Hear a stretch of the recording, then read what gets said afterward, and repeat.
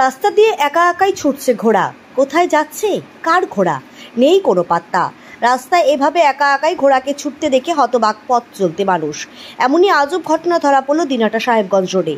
ঘটনার বিবরণে জানা গিয়েছে, মঙ্গলবার দুপুরে দিনাটা থেকে সাহেবগঞ্জ রোডে একা একাই দৌড়াচ্ছিল একটি ঘোড়া। রাস্তার পাশ দিয়ে কোনো সময় রাস্তার মাঝ বরাবর একা একাই ছুটে চলছিল ওই ঘোড়াটি। রাস্তায় পথ চলতি মানুষ থেকে সকলেই সেই একাকী ঘোড়াকে তাকিয়ে দেখতে থাকেন। কিন্তু ঘোড়াটি কোথায় যাচ্ছিল, কে ছেড়ে দিয়েছে, সেটা নিয়ে কৌতূহল সবাই।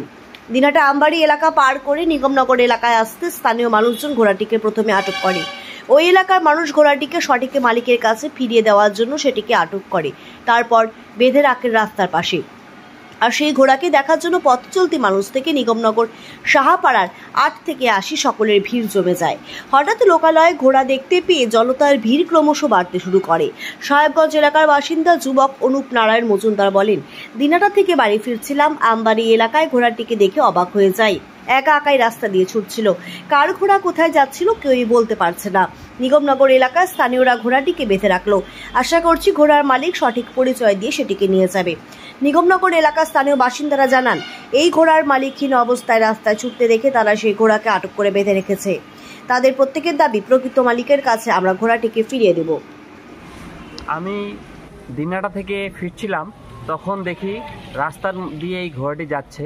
তো অনেকটা রাস্তা দিয়ে এই ঘোড়াটা যেতে থাকে। তো আমি ওকে দিনাটা থেকে ফলো করি। তো প্রথমে ভাবছিলাম যে হয়তো এটি মালিক আছে সঙ্গে, কিন্তু অনেকটা তো যাওয়ার পরে বুঝতে পারি যে না, মালিক সাথে নেই, ঘোড়াটা হয়তো ছুটে এসছে বা পালিয়ে এসছে।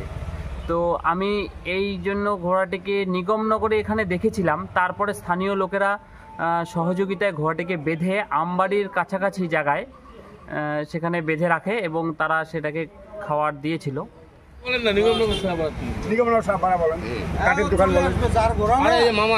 দাদা বলেন,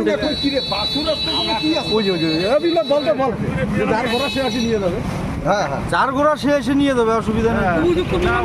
এই জায়গাটার নাম কি দাদা? ঘোড়াটিকে নিয়ে যায় বামুনটারি। বামুনটারি বলে নিগমনগরের কাছে। আচ্ছা আচ্ছা, আপনার নাম দাদা? বিপ্লব। আচ্ছা আচ্ছা, ঘোড়া নিয়ে যা বিপ্লব বাড়িতে রাখো। বাড়ি নিয়ে যাবো না, এখানেই থাকবে 10 জনের সামনে। 10 জনের সামনে থাকবে।